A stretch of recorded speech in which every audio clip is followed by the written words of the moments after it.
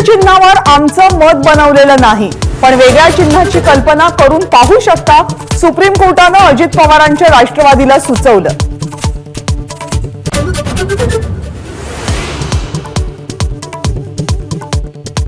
शरद पवार यांचा फोटो वापरणार नाही याची लेखी हमी द्या, सुप्रीम कोर्टानं अजित पवार गटाला खडसावलं।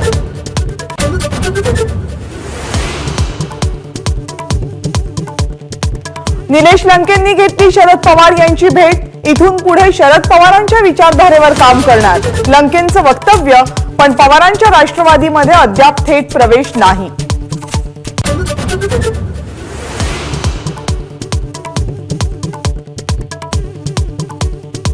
निलेश लंकेंनी चुकीची भूमिका घेऊ नये, अन्यथा लंके यांना आमदारकी सोडावी लागेल, अजित पवारांचा धमकीवजा इशारा।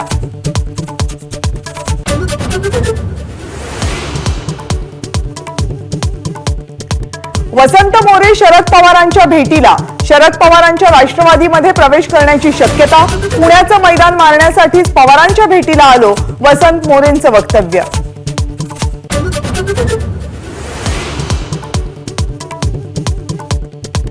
अमोल कीर्तीकर निवडणूक लढणार असल्यामुळे गजानन कीर्तीकर निवडणुकीच्या रिंगणात उतरणार नाही, वडिलांकडून मुलाची समजूत काढण्याचे प्रयत्न अयशस्वी।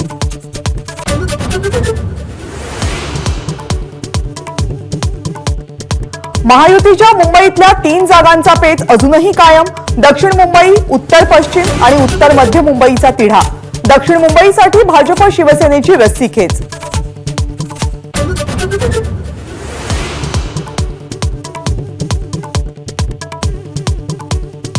भाजप आणि शिवसेना मनसेसाठी 1 ते 2 जागा सोडायला तयार, लोकसभा निवडणूक न लढल्यास राज्यसभेचाही पर्याय, एबीपी माझाची एक्सक्लुझिव्ह बातमी।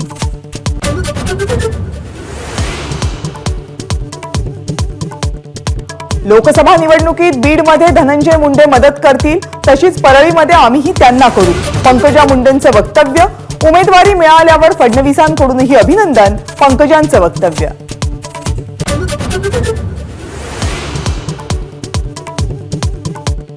भारत जोडो न्याय यात्रा नाशिकमध्ये, काँग्रेसचे नेते राहुल गांधींची त्र्यंबकेश्वर मंदिरामध्ये पूजा, 17 तारखेला मुंबईमध्ये भारत जोडो न्याय यात्रेचा समारोप।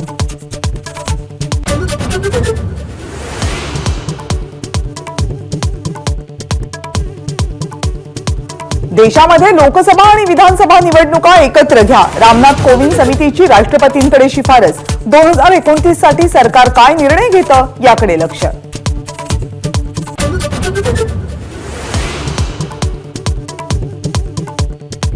मुंबईच्या गोरेगाव परिसरातील लाकडाच्या गोदामाला आग, अग्निशमन दलाच्या 4 गाड्या घटनास्थळी दाखल।